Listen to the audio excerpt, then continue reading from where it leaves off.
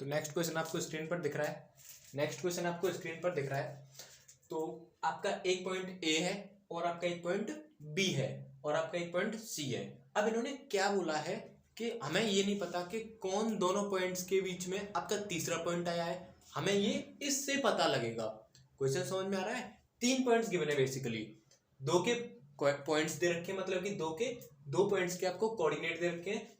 तीसरा पॉइंट का coordinate x जो है वो अननोन है, लेकिन वाई कोऑर्डिनेट आपको दिया है 8। तो कैसे हमें पता लगा?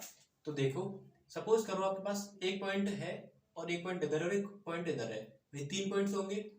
सिंपल सी बात है। नाउ इन्होंने एक बात बोली कि A B is equal to B C, तो यहाँ से क्या होगा, आपका बी तो बीच में आना ही आना है, बी पॉइंट तो आपको बीच में आएगा। ए को इधर ले लो या इधर ले लो और सी को इधर ले लेते हैं। अब ए के कोऑर्डिनेट्स आपको पता है 6, -1 है।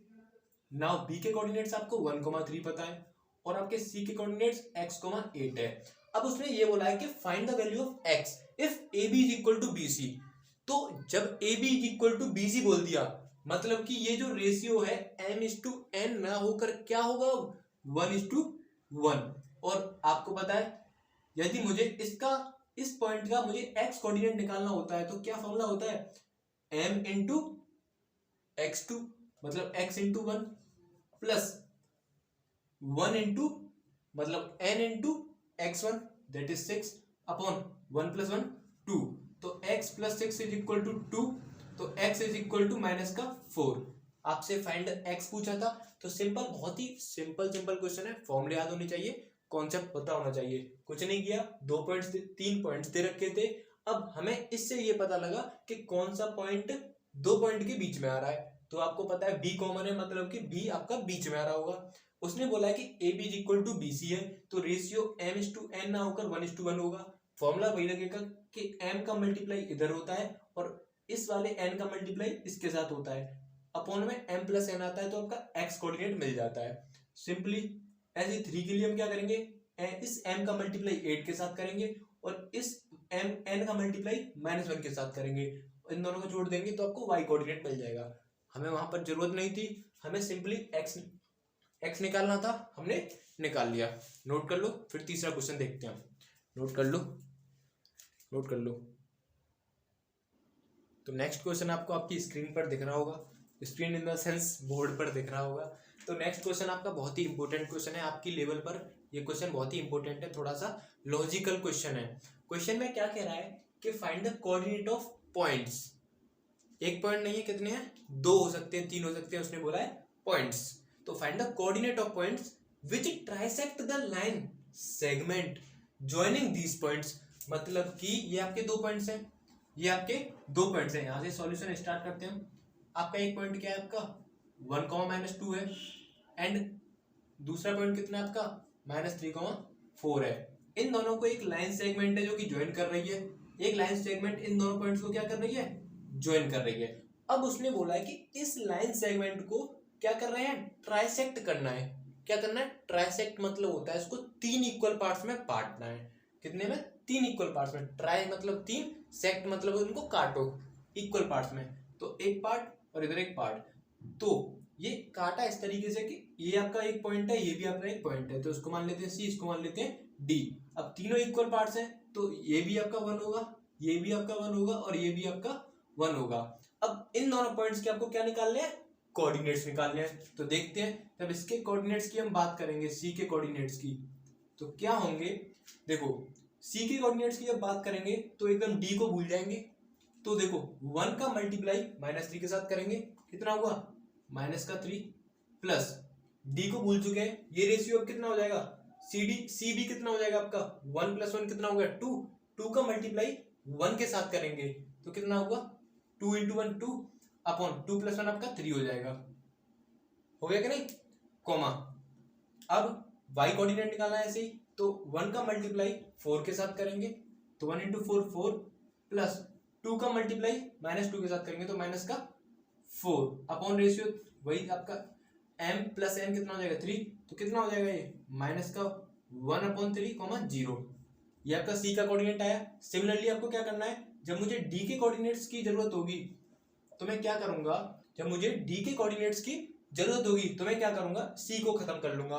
सी है ही नहीं, तो अब इधर 2 का मल्टीप्लाई -3 के साथ करेंगे तो 2 इंटू -3 -6, 2 का मल्टीप्लाई इसके साथ 1 का मल्टीप्लाई 1 के साथ +1 अपॉन रेशियो आपका फिर से 3 रहेगा। नाउ y कोऑर्डिनेट निकालना है तो 2 का मल्टीप्लाई 4 के साथ 2 इंटू 4 8 हो जाएगा। ऐसे ही 1 का मल्टीप्लाई -2 के साथ तो -2 हो जाएगा अपॉन रेशियो आपका 3 हो जाएगा।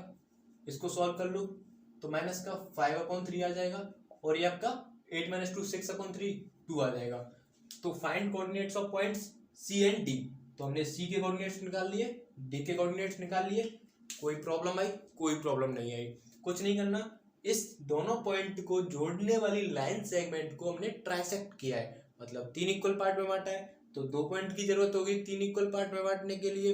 जब हम इसका कोऑर्डिनेट निकालेंगे तो D को छुपा लेंगे, जब हम C का कोऑर्डिनेट निकालेंगे तो जब D का निकालेंगे तो C को छुपा लेंगे। अंडरस्टूड है? नेक्स्ट क्वेश्चन देखते हैं। आपको समझ में आ रहा है ना? समझ में तो आ रहा है भाई। तो नेक्स्ट क्वेश्चन आपको और अपनी स्क्रीन पर दिख रहा होगा।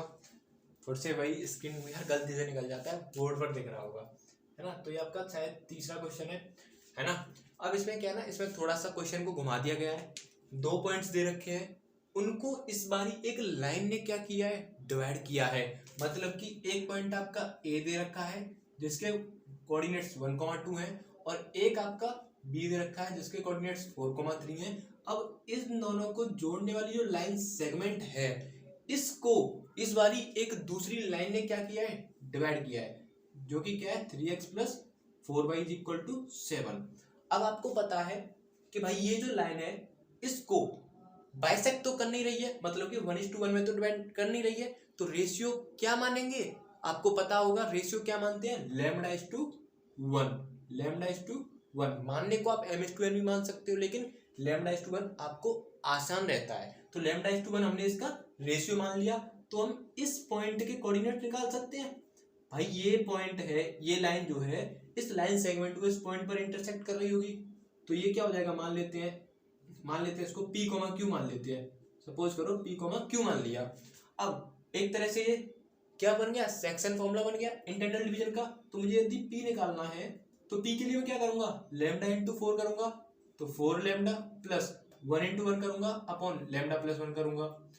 Q निकालना है मुझे तो λ/3 करूंगा प्लस 1 × 2 करूंगा अपॉन λ+1 करूंगा। कर दिया। अब एक बात बताइए, ये पॉइंट जो है इस लाइन को भी तो सेटिस्फाई करेगा। ये पॉइंट जो है, ये जो पॉइंट है इस लाइन को क्या करेगा, सेटिस्फाई करेगा।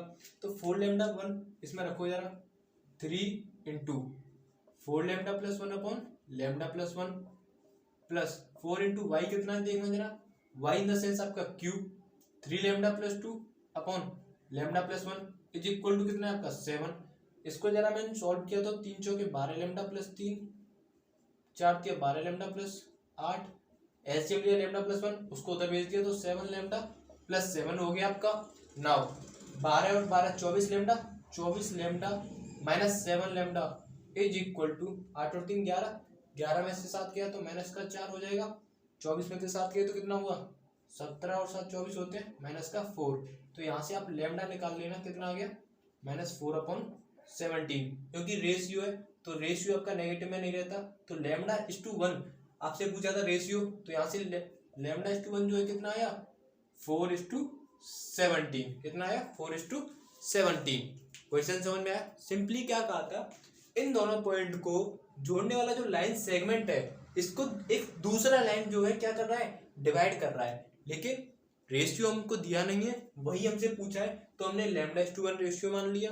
अब इस पॉइंट को हम निकाल सकते हैं सेक्शन फॉर्मूले से।